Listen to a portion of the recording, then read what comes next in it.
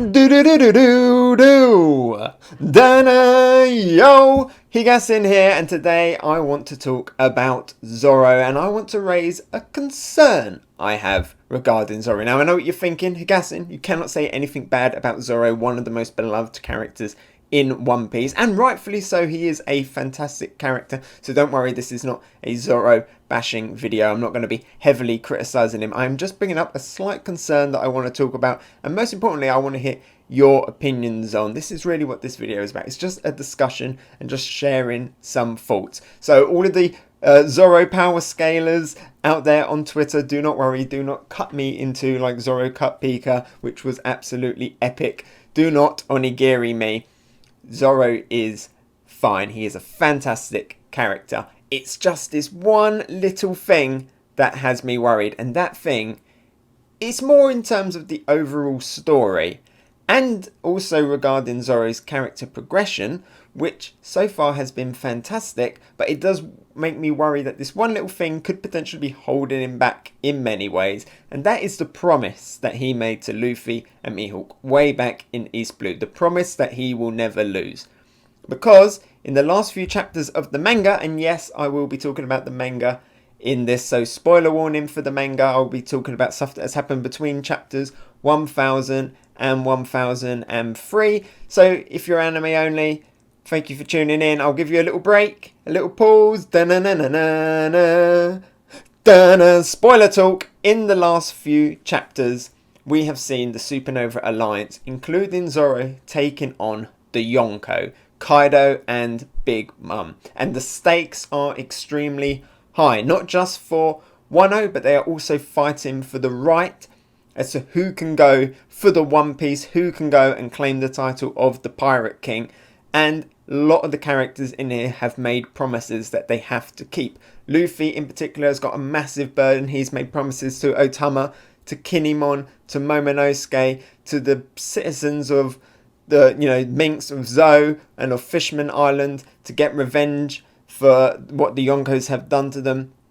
And his own promises as well, that he wants to be the Pirate King for his own dream, to throw the words that Kaido and Big Mom have been saying to him back in their faces. Law is there as well. This is the end of his mission when he recruited Luffy way back in Punk Hazard. This is the end of it, taking down Kaido, and he owes it to Luffy because Luffy helped him take down Doflamingo, which was really Law's main goal all along. And of course Law, he's a good guy, he wants to help Kinemon and everybody else and the people of Wano as well. Kid, he wants revenge on Kaido. He's more selfish in his goals. He wants to get revenge on what Kaido has done to him, and in particular what Kaido has done to Killer. And Killer is of course there to help his captain. Zoro is there to help his captain too, and he also has made promises to Otama and to Hiyori that he will help them and take down Wano. But he's also got that promise still going on, still pending from way back in East Blue, that he will never lose a fight. And now he's facing against some Yonkos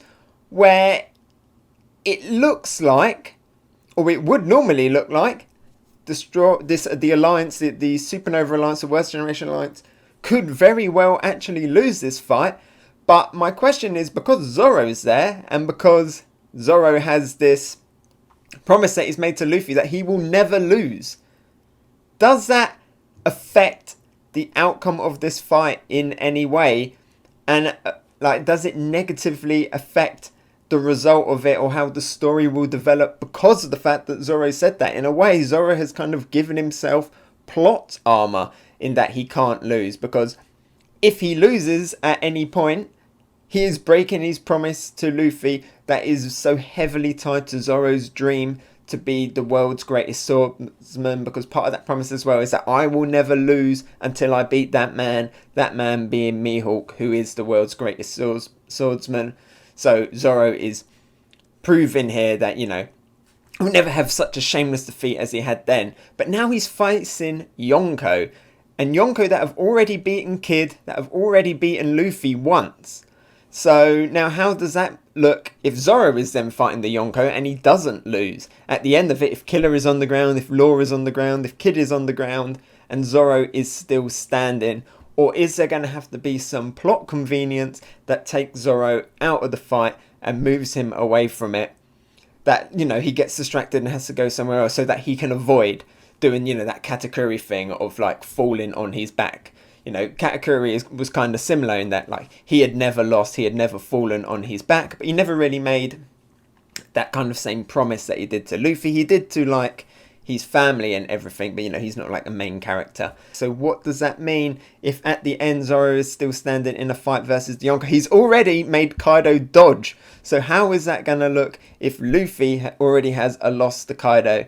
And by the end of it, Zoro is just getting more and more wins. Because that is how power scaling works when you look at all the power scalers. They're picking up all of the feats, they're picking up all of the W's. And Zoro isn't getting many losses because he potentially can't, because of that promise that he's made.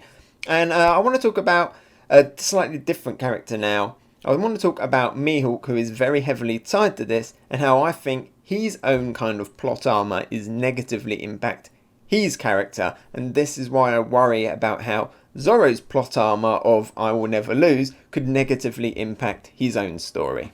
And if you haven't noticed, this is mostly kind of an improv video. I don't like following strict scripts. I've got like 5 notes written down in a notepad thing here, but nothing else. You know, that Katakuri stuff just came to my head as I was saying it, so if that didn't make sense, I do apologise. But let's talk about Mihawk, right? Mihawk, he is the world's greatest swordsman. He has that title. And Zoro's goal is ultimately to defeat Mihawk so he can claim the title of world's greatest swordsman. But because Mihawk is the world's greatest swordsman, and because Zoro's end goal would be fighting Mihawk, that kind of means that Mihawk now has this plot armor where he can't lose the world's greatest swordsman title until Zoro gets to a point where he can fight him and fight for that title, which we would assume would be right at the end of the series where all of the characters' dreams are coming true. So Mihawk now has this plot armor where he can't lose, at least in a fight that comes to swords, right? Because Mihawk, if he gets in a sword fight with another person and that person beats him in a sword fight, well then Mihawk isn't the world's greatest swordsman, right? Because he's just lost in a fight to a swordsman, or at least that's how we assume it would work. I mean, it could just be that you take the averages, you know, you take the averages of your win-losses and then you look at the ratios, and then whoever has the best one, could be Mihawk, is the one that's, you know, the champion. That's how it would probably work in the real world. That was how it would work if there was an organisation that goes around and checks who actually is the world's greatest swordsman. But no, this is like an anime world. Pretty much that title is Mihawk is the world's greatest swordsman because he hasn't really lost any fights, and if you get in a sword fight with him, he will beat you. That is why Mihawk is the world's greatest swordsman. He has just absolutely mastered it, and you cannot beat him. So to beat him would make you the world's greatest swordsman. If I've got that wrong, let me know down in the comments below. That is at least how I see it. But yeah, in doing so, that kind of confuses the power scaling of things as well, and it kind of breaks Mihawk's character in a way, to a point where he is very, very much a sideline character. You know, if you look back over One Piece, he's been around since East Blue, and we've barely seen him at all. We got some stuff with him in Marineford, and even then, he was kind of still more at the side. He had a few little bits, but he wasn't like front and centre as much as some of the other people, like say Boa Hancock was, you know. And then the rest of the times we've seen him, he's mainly just been chilling out. You know, he's just been like reading the newspaper. We haven't actually seen him fully engage and get into a whole load of fights. Like in One Piece Stampede, he just kind of turned up for like a cameo and didn't really partake. And I think mainly the main reason for this is because we can't really see Mihawk struggle in any way until we get to that fight with Zoro. Because if we do see him get into a fight where he could potentially lose, goes against the wrong character, like imagine if Mihawk turned up to fight Kaido and stuff, you would expect that maybe Mihawk would probably lose because, you know, Warlord and then Yonko, so why would Mihawk win? So surely he would probably actually lose to Kaido, but he's the world's greatest swordsman, right? So he kind of has to win. Or is it at least when it comes to a sword fight? And it makes Mihawk confusing, and I think that is why he's kind of being sidelined, because you can't risk showing him, losing until we get to that end game. You know, Mihawk is on the shelf. You know, he's being kept nice and pure, and as the world's greatest swordsman, so that Zoro can inevitably have that fight with him. Can he actually lose, and how does this affect the power scaling of him? Because I see a lot of people, when they're talking about the strongest characters in One Piece, the fact that Mihawk is world's greatest swordsman is always a confusion in there, because as I said, you would imagine that a warlord, and then you would imagine that a Yonko would be above them. Like Big Mom uses a sword, so does that mean that if Big Mom and Mihawk got in a fight, that Big Mom would win because she's a Yonko? Or would it be Mihawk that wins because he's world's greatest swordsman? One of the biggest ones I hear is Shanks, right? Shanks, he also uses a sword, and we're assuming, based on kind of hardly any evidence apart from the fact that he just turned up to the war and stopped it just by his presence, we are assuming that Shanks is one of the strongest characters in One Piece. But he's a sword user, so what would happen if Mihawk got in a fight with Shanks? Like, if Shanks beat Mihawk in a sword fight, well then is Shanks not the world's greatest swordsman because he can so easily beat Mihawk in a sword fight? Or is it slightly different, like with the power scaling? Would it, you know, we're talking about a world where they're just fighting with swords. You know, if Mihawk was actually to fight Big Mom, she'd be using homies, she'd be using other attacks and stuff. It wouldn't just be a sword fight. Probably the same with Shanks, although Shanks would probably be honourable enough to be like, okay, it's just a sword fight. I'm not going to be using any Conqueror's Haki on you or anything like that. We'll just keep it to a sword fight. But it puts Mihawk in this weird kind of area where he has to be the strongest, but you can't show him as being the strongest because then that kind of affects the other characters around him. And we just don't know enough about the title of what world's greatest swordsman actually means. And you know, again, to compare it to the real world, you have like the world's strongest man, right? But that's the world's strongest man that entered that competition. You know, there could be someone else who is stronger than the world's strongest man, but they didn't enter that competition. Is Mihawk just the world's best swordsman, strongest swordsman because he's entered into something that would give him that title? Could there be somebody else out there who's actually better than him that just hasn't been seen?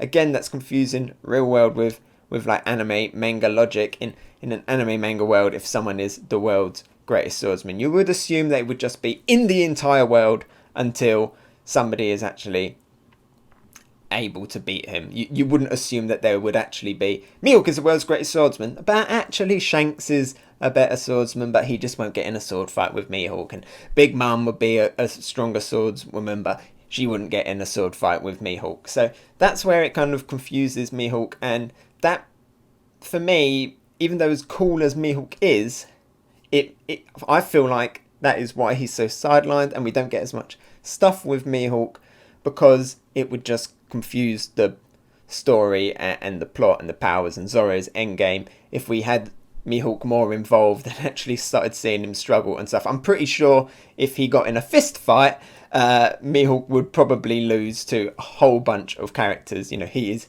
not the world's strongest fist fighter, he's the world's strongest swordsman. The same could be like if Zoro and like Luffy got in a fist fight. Luffy would probably win. If Zoro and Sanji got in a kicking fight, Sanji would probably ring. Zoro's thing is swords, right? So to cut all of that Mihawk rambling down, his title of world's greatest swordsman kind of stagnates his character development. It kind of stops him from developing as much. You know, the main thing that we've got to look forward to in Mihawk's character development is him dealing with losing inevitably to Zoro, and it makes Mihawk a little bit predictable. You know, he turns up, he does a badass sword move, and then he moves on. It's great to see the rare times that it does happen, but it very much limits his character. And my worry and my concern is, can this also be a negative thing that would impact Zoro with his promise of I can never lose? Because, you know, Zoro's been around for a long time, and recently there has been splits, you know, and I've been thinking a lot, like, imagine if Zoro went to Whole Cake Island. Whole Cake Island was an arc where, for a lot of the time, the Straw Hats, they were on the run and they were losing. So imagine if Zoro was there, you know, even Luffy versus Katakuri, you know, Katakuri was beating Luffy until, I mean, this is a whole other controversial topic that I don't really want to get too much into, but, you know, Luffy was, for the most part, losing to Katakuri, and only really won when Katakuri evened the playing field and wounded himself. So imagine if Zoro was in Whole Cake Island, a character with the plot armor of, I will never lose until I beat Mihawk. Like, how would Zoro really fit into that arc? And now they're facing the Yonko. How does that plot armor again fit into facing the Yonko, where there is a very, very high potential that they can lose? And does the fact that he can't lose make Zoro a little bit too predictable in this fight, you know?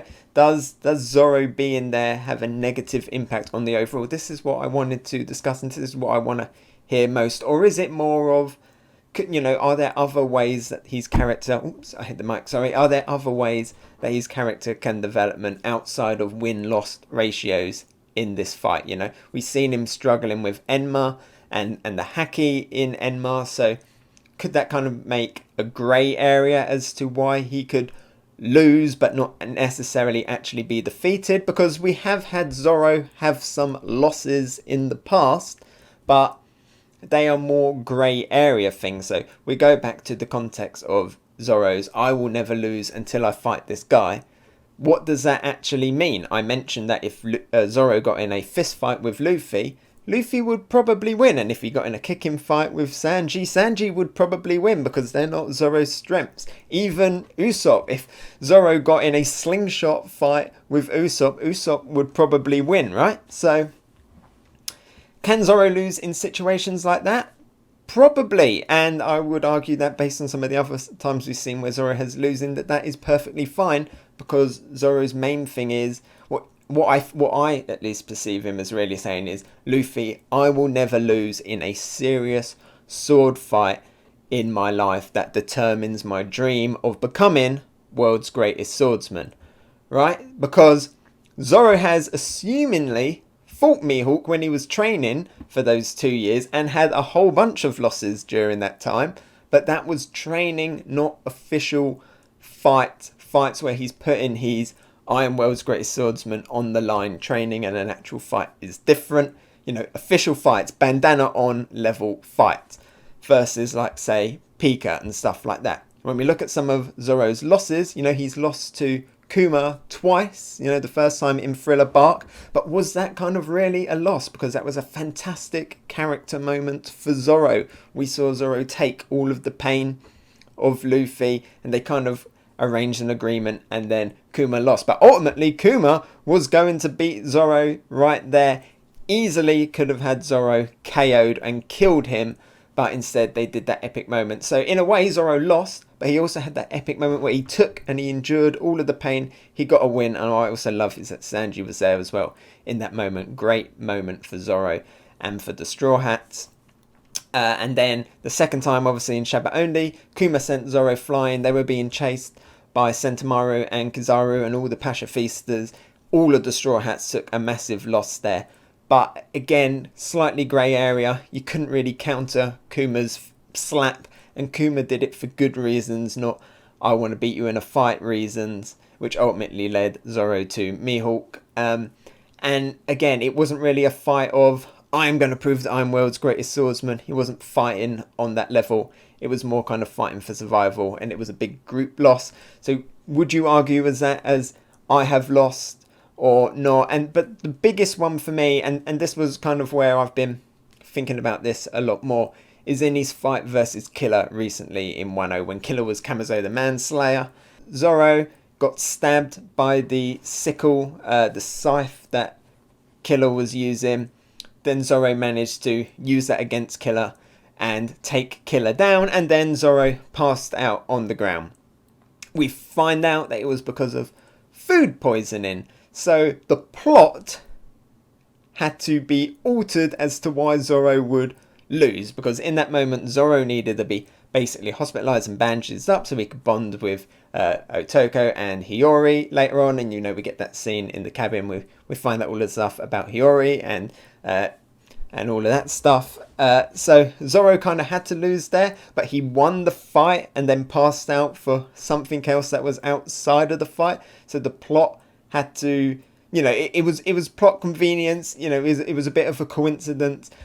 But if Zoro hadn't had that promise to Luffy, the fight probably would have been more of an even tie. It probably would have been more of like he managed to endure the sickle stabbing him for long enough to defeat Killer, but then he used up all of his last strength and then he passed out at the end from the blood loss, and it ended up being a tie. You know, classic anime thing where it happens a lot in Pokemon where one faints and it's like, fight over, and then the other one faints. It's like, well, technically that's a tie, right? Just because it fainted after you called fight over, it's still passed out, right?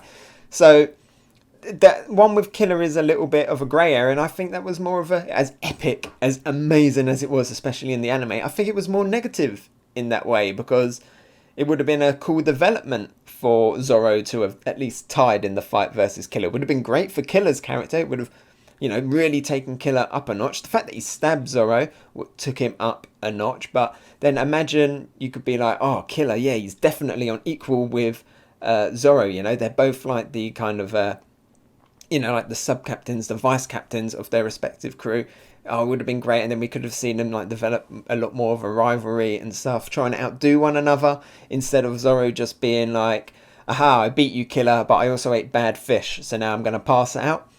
So I think that was negative in both characters' way, really, more so on Killer's side, but also a bit of a shame for Zoro, because he just had to then get some like random plot convenience to get him out of the picture, whereas if he hadn't necessarily made that promise, he didn't have that plot armor, that wouldn't have happened, and it would have just been more of an even tie, and then we wouldn't have constantly get things like well, Luffy lost to Kaido, so, you know, Luffy's got a loss here and Sanji's got a loss here and Usopp's got hundreds of losses everywhere, and, you know, lost Jinbe. How's Jinbe fit into the monster trio now, where he took a loss here, he took a win here? Let's look at Zoro, win, because he's got the plot armor of I will never lose until, you know, until I've claimed world's greatest swordsman. Then he can take all of the losses that he wants. So yeah, that's basically kind of where all of the faults I've been having with this. What do you think about that promise? Do you think that it is more of a negative impact on Zoro? Because I think it would be fantastic to see Zoro take a loss. It would be a bold move for Oda to give Zoro a loss after he's made that promise, and see how his character can develop from that. Same with Sanji on his I will never hit a woman. I'd love to see Sanji hit a woman. Just, I mean, I don't really want to see that, but like, it would be great for his character to, like, him having to deal with that and then be like, oh, I broke that thing that I said. How can I get over this? How can I justify it? And it'd be great to see that with Zoro. Will Oda do it? I don't know. I don't think so, because it is that kind of classic trope. It is that plot armor. It is, so it's been going on now for so long, and we're kind of now so close to the end. Is it gonna happen? But does that ruin Zoro's fights now going forward? Does it make them predictable? You know, unless Zoro has more food poisoning mid-fight with the Yonko, what can happen for Zoro to exit the fight? Could it be Enma draining too much haki that makes him have to retreat, so that he doesn't get an actual loss, like he doesn't get an official KO? Is that going to be what it is? Is it going to be something else? Is Luffy going to give him an order to go help out somewhere else that takes him away? Is that a little bit too predictable, maybe, that we can speculate that Zoro is going to have to leave the fight in some way? And does that make Zoro kind of have an unfair advantage versus other characters and Straw Hats, in the fact that he can't lose until he meets his goal, because it's so heavily linked in there? Let me know your thoughts. Have you hated everything that I've been saying, or have I got any of the stuff that I've been saying wrong? Again, I've just been saying a lot of this off the top of my head. A lot of this is kind of down to personal opinion, and, you know, not a lot of this stuff is said. We don't know a whole lot about what it means to be world's greatest swordsman and stuff like that, you know. And like I said, we haven't really seen Mihawk in many fights. We don't know how his fights would go if he was actually to fight Shanks, you know. Could Shanks beat Mihawk in a sword fight? And then, actually, just before I close up here, if Zoro does get world's greatest swordsman, what does that mean? Does that just mean now that Zoro has this weird plot armor that Mihawk had, where theoretically if Zoro got in a sword fight with Shanks, he could beat him, you know? Or could Zoro's stint as world's greatest swordsman last like 10 minutes? He beats Mihawk. I'm the world's greatest swordsman. I've achieved my goal. Shanks comes along. They get in a sword fight. Shanks wins. Shanks is like, yeah, I could have been world's greatest swordsman all along. I could have beat Mihawk, and then I can beat the person who can beat Mihawk. So yeah, let me know your thoughts down in the comments below, and let me know what you think is going to happen to Zoro in the rest of Wano and the rest of the series. And would you like to see Zoro actually take a loss? Yes or no? And how do you think Mihawk as well would fare in fights with other characters? Do you think his title as world's greatest swordsman is a bit of plot armor in that?